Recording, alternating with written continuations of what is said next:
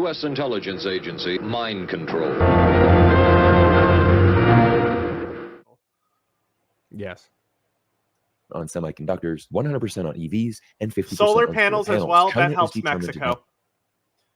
Yes. Throwing that tariff on solar panels, that's for Mexico.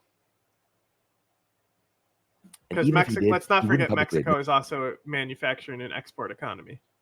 Yeah, but they're also in a free trade agreement with America, so it would make sense to have the free trade agreement take precedent to China, which also is kind of concerning and should be. I don't know whether this is actually in it or not, but they should specify that it's Chinese vehicles owned, not manufactured. Well, do not let them manufacture cars in Mexico and get them to the US. You don't want these fucking cars in your country. That's one of the things we were covering the other day when they were talking about how they're putting EV sales to Mexico. Yeah.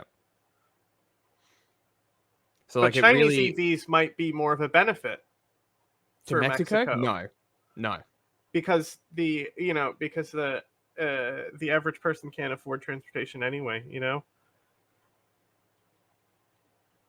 Yeah, but sticking them in cars that will cost them so much to maintain is not good.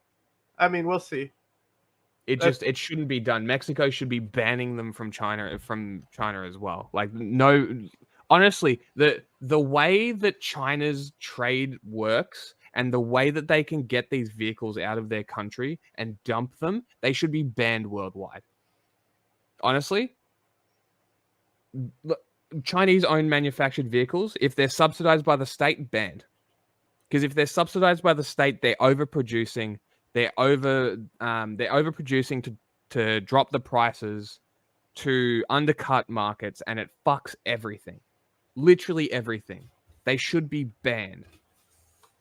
Like, no Chinese imported EVs any country is the extreme, but the logical side of things. Until they fix their fucking problem and they stop overproducing, we're literally getting. It's the second time we brought it up, but it's a great example. This is China doing government cheese. That's what this is. That's literally what this is. They're subsidizing so much and said that they'll buy all EVs, and it's creating this problem. So there you go.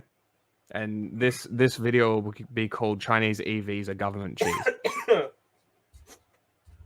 Because once again, it's an election year, and in order to win those November votes, U.S. politicians, regardless of their political party, need to appear tough on China. But now let's take it one step further and answer this question. Will these new tariffs even work? Luckily, we have some impressive data to show you that will instantly reveal the answer. Where'd you get that from? You see, tariffs against China certainly isn't a new thing. In fact, the U.S. first started sanctioning China's solar industry some 12 years ago. Great. Just look at this Reuters article from May 2012 announcing the new tariffs. And I have to be honest, the tariffs did work incredibly well. Here was the report detailing the Commerce Department's imposed tariffs on Chinese solar panels of as much as 250% of their sales price. The result was a rapid decline in U.S. imports of Chinese solar equipment from $2.8 billion in 2011 to less than $400 million in 2020. That's an over 86% decline.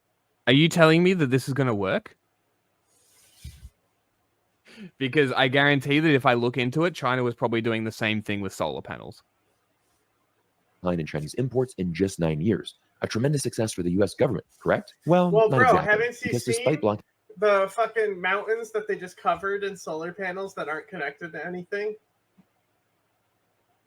They covered them in solar panels. I thought that they were fake ones. They're not plugged in. Am I thinking about the rocks that they planted to fool the solar panels aren't like plugged in. They just built them all over the mountains to say that they're like the green energy leader. Oh, yes. Yeah. No, I didn't specifically see that, but I've heard about things like that happening, yeah.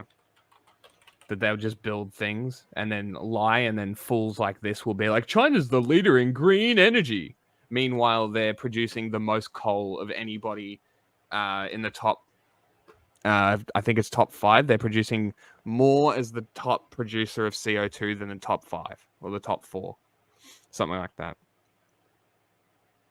Oh, good. Well, all of that grassland and hill and diversity, the ecological destruction they did doing this, and then be like, look, we're leading green energy. Yeah. This is literally, you can see that these have been like terraced for farming and stuff. Like see how they're terraced, right? So like there's like this is farmland in between here. So like how many people did you displace with these? Like that's actually fucking crazy.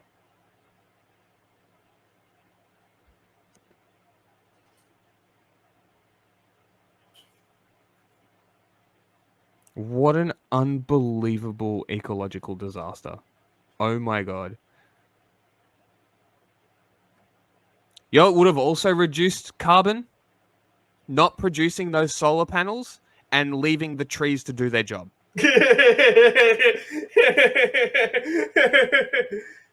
Just saying.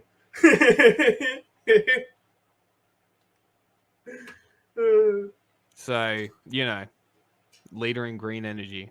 Chinese imports into America. These here we go. We're xenophobic, to revitalize the U.S. solar industry. Over 12 years of the U.S. government trying their best to solar I'm literally in a long-term relationship with a Chinese person. Also, the CCP is not China. I've literally eaten bird's nest soup. It's disgusting. Okay? Now that you're wrong about. What? You think it's good? Unless it's something completely different. What? Bird's nest soup? Still rose to the top. Yeah, from what I know it is. The bird mucus soup. Yeah, French. Oh. It's the bird spits on the wall, and then they harvest the wall spit, and you cook it, and it's like a gelatinous blob.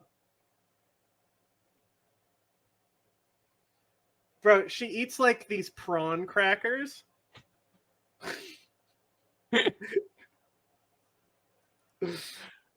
Oh, that looks disgusting. Yeah, that is not what I thought it was. Okay.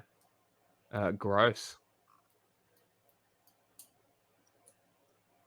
I am now geopolitical commentator on Wabatron documented this exact story recently on Twitter. No, it's not roasted duck. It's like a potato basket thing. It's definitely not the same thing.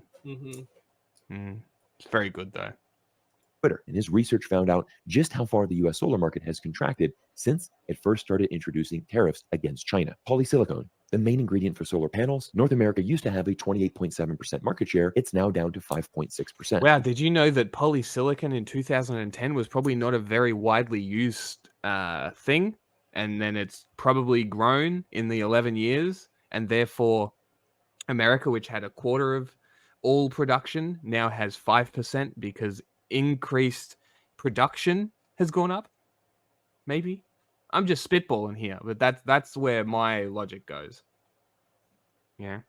Wafer production is now non-existent as of 2021. Solar cells have been reduced from 4.6% to 0.6%, and modules reduced from 7.6% to 2. Trade. 4%. Arnois goes on to share. At the end, money can buy things.